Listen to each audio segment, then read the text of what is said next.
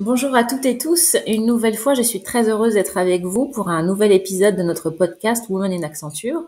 Vous le savez peut-être, Toulouse est une ville très attractive pour le tourisme, mais aussi pour toutes les personnes qui souhaitent évoluer dans le secteur de l'aéronautique. De très grandes entreprises du secteur et du conseil s'y sont installées et c'est notamment le cas d'Accenture qui accompagne ces entreprises dans leur transformation. Alors aujourd'hui, j'ai le plaisir de recevoir Alison Redan, senior manager spécialisée dans le secteur de l'aérospatiale et de la défense. Alison fait partie de nos effectifs situés à Toulouse, au sein d'un bureau qui a ouvert il y a maintenant une quinzaine d'années. Bonjour Alison. Bonjour, bonjour Kelly. Merci d'être avec moi aujourd'hui.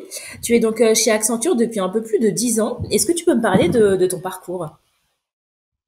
Oui, pas de souci. Alors moi, je suis ingénieure informatique de formation. J'ai eu la chance de faire mes études en alternance, puis en cours du soir, ce qui m'a permis d'allier la théorie et la pratique.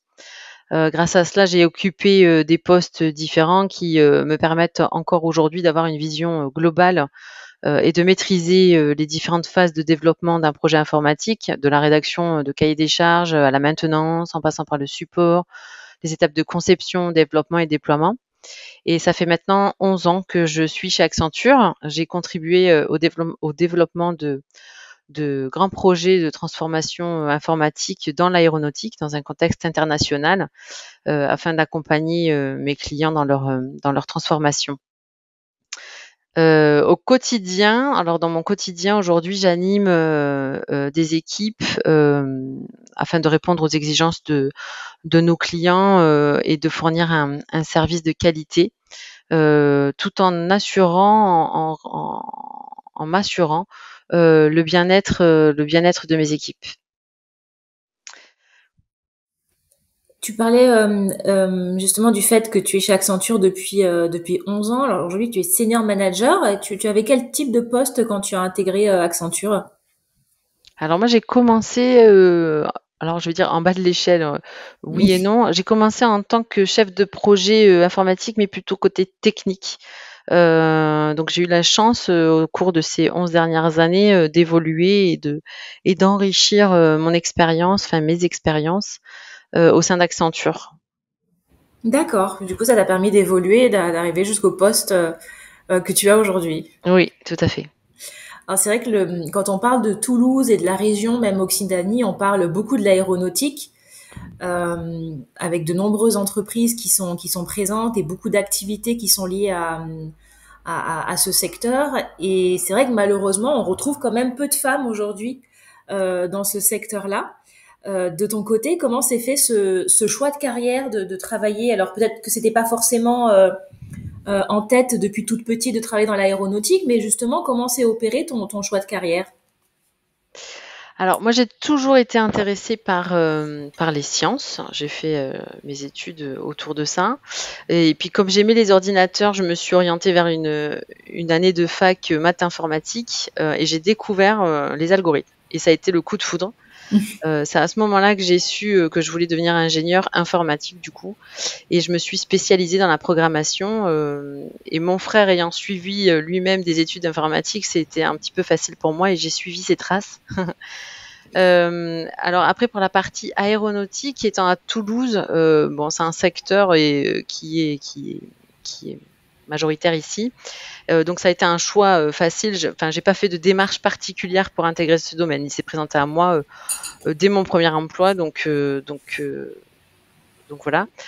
Avec le recul, ce qui me plaît dans ce secteur, c'est qu'il offre énormément de possibilités. C'est un peu à chaque fois, comme quand je démarre une nouvelle mission, comme si je découvrais un nouveau job.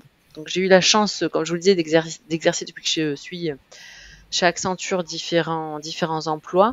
Et du coup, tout en restant à Toulouse, j'ai eu des expériences différentes. Donc j'ai été chef de projet technique donc pour des développements autour de la maquette numérique.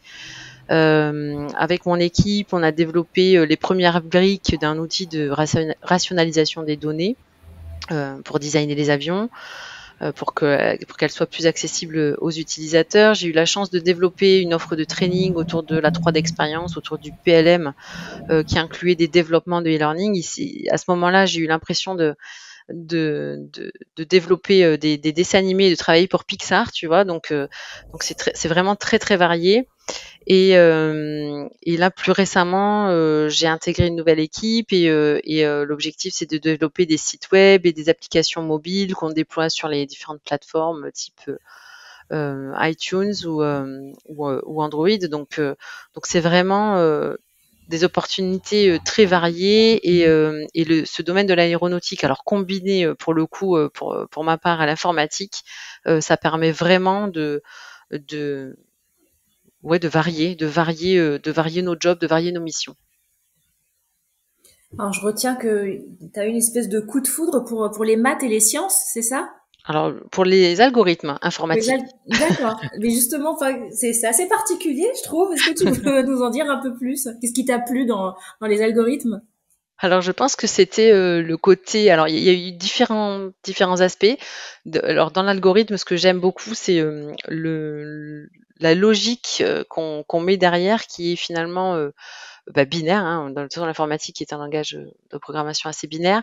Euh, et finalement, donc, ce que j'aime aussi, c'est d'avoir l'impression de construire quelque chose avec mes mains, en fait. C'est pas un métier de l'artisanat classique. Comme on pourrait l'entendre, mais néanmoins, quand on crée un algorithme et donc quand on crée un software informatique, on crée quand même quelque chose de nos propres mains et ça a ce petit côté euh, qui pour moi est un moyen d'être fier, enfin une certaine fierté de créer et de construire quelque chose de A à Z.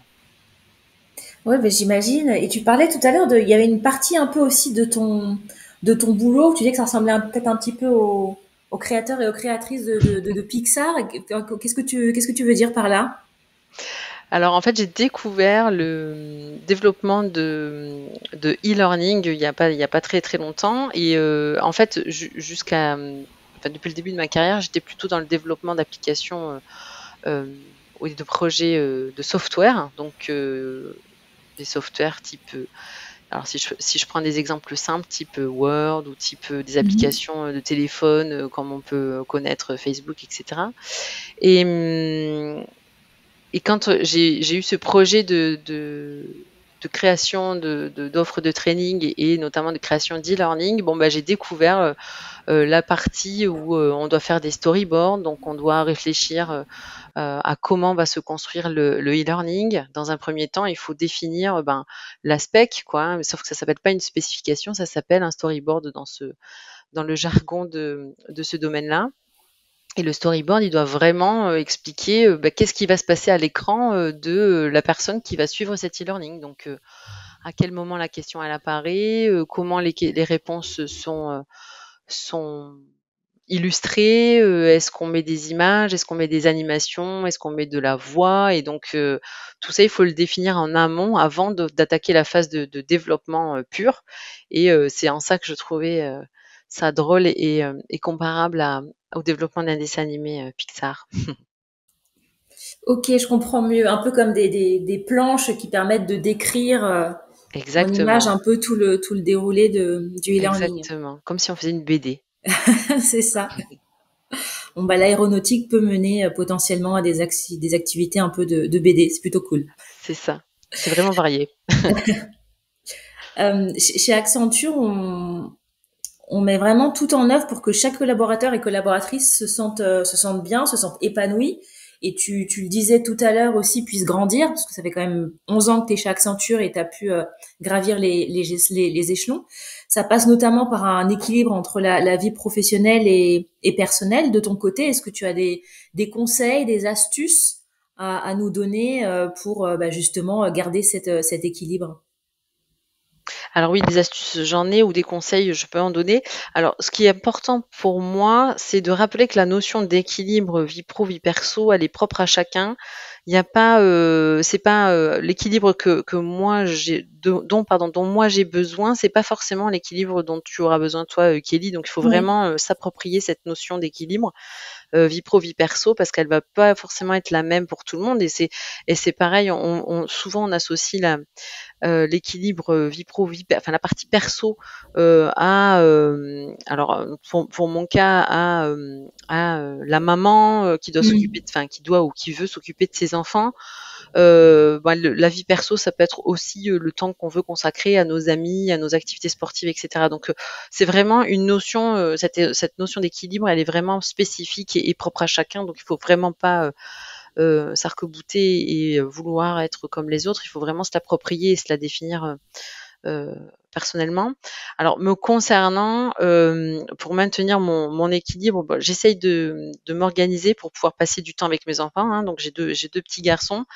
J'essaye d'avoir un temps avec eux tous les jours. Alors en général, c'est plutôt le matin. Je prends le temps de prendre le petit déjeuner avec eux. Je m'occupe de les amener à l'école. On discute sur la route de l'école. Voilà, on partage ce moment en général ensemble.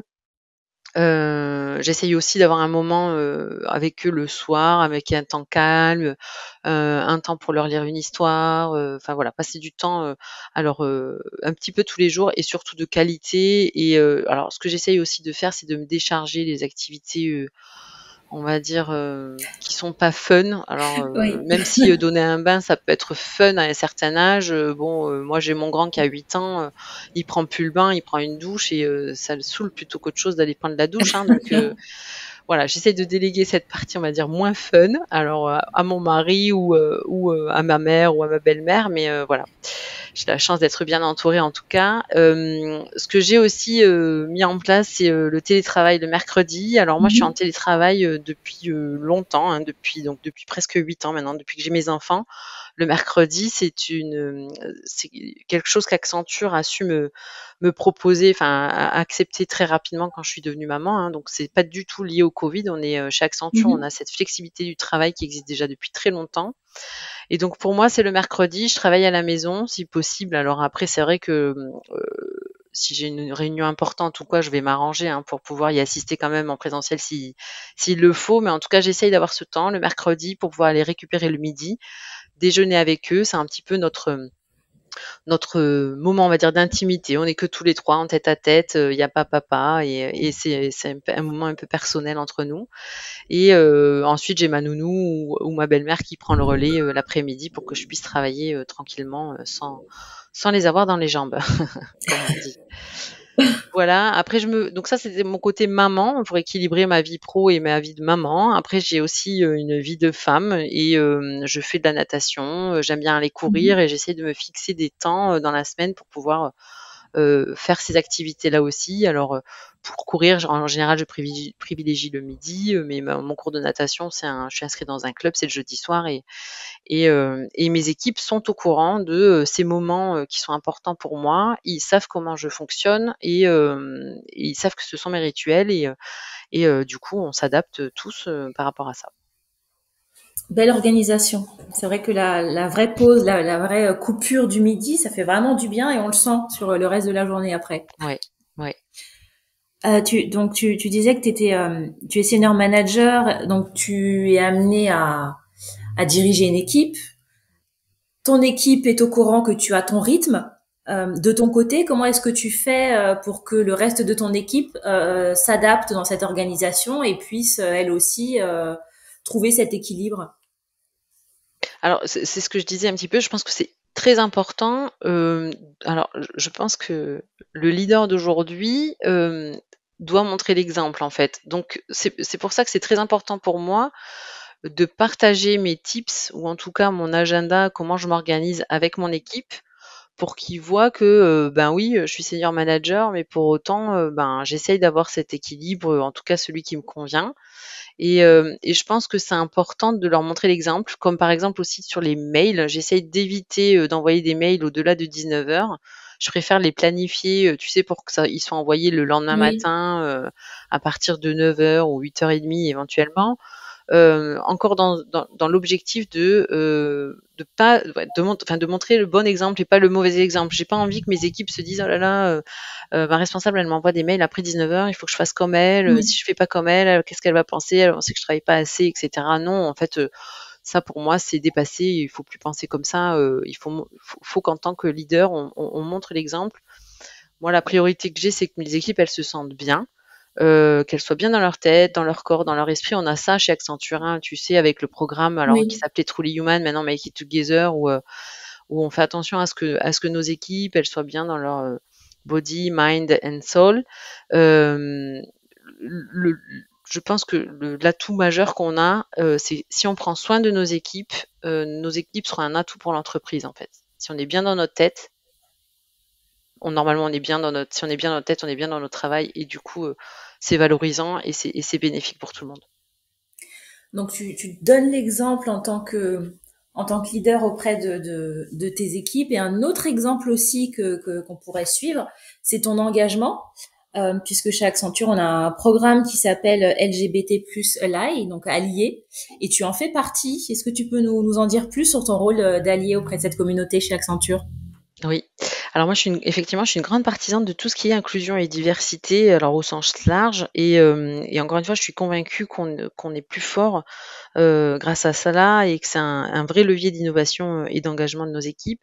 Quand je suis arrivée chez Accenture, donc il y a presque 11 ans, j'ai été séduite par l'engagement de l'entreprise et les différents programmes en faveur de l'inclusion et de la diversité et faire partie du programme pardon, LGBT+ Live, ça m'a paru totalement naturel. Donc aujourd'hui, en tant qu'allié, mon objectif, c'est de fournir un environnement de travail où les équipes se sentent bien, où on se sent bien, où on peut être soi-même, où on peut s'épanouir. Mon but aussi en tant qu'allié, c'est de sensibiliser, d'expliquer, d'accompagner cette communauté ou les personnes qui pourraient se poser des questions par rapport à cette communauté. Encore une fois, dans le but que chacun puisse être authentique et respecté et proposer un environnement de travail inclusif et bienveillant. Je suis persuadée que plus on sera nombreux à afficher notre volonté de favoriser le respect des diversités au travail et notamment les diversités LGBT+, plus notre environnement professionnel sera inclusif et encore une fois, on revient sur un cercle vertueux et plus ce sera bénéfique pour tous. Alors, si je résume, on a des missions variées, des perspectives d'évolution. On a une manager qui nous permet de travailler à notre rythme, une manager engagée, le soleil de Toulouse. La, la liste est longue, mais justement, si certains et certaines veulent te rejoindre, quel message tu aurais envie de leur faire passer?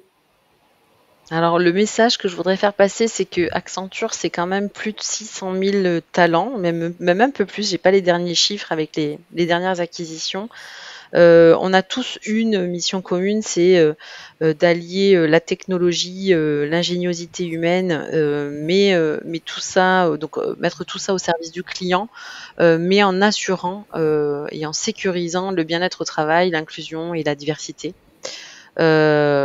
Aujourd'hui, dans un monde qui est en perpétuel changement, à Toulouse et notamment dans le domaine de l'aéronautique, on arrive à accélérer la transformation des plus grandes entreprises grâce aux technologies de demain.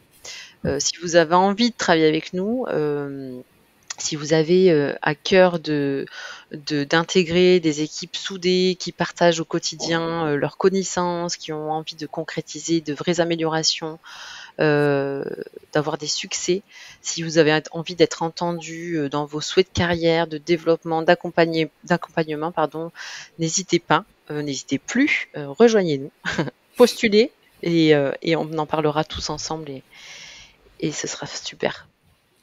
Le message est passé. Ça fait envie, en tout cas. J'espère. Merci beaucoup, Alison, pour avoir partagé ton vécu, ton quotidien, et puis même du côté perso, comment tu t'organises au quotidien. Et aussi, j'espère que ce récit aura donné envie à celles et ceux qui nous écoutent de te rejoindre à Toulouse. Merci beaucoup. Merci Kelly. Au revoir. Au revoir.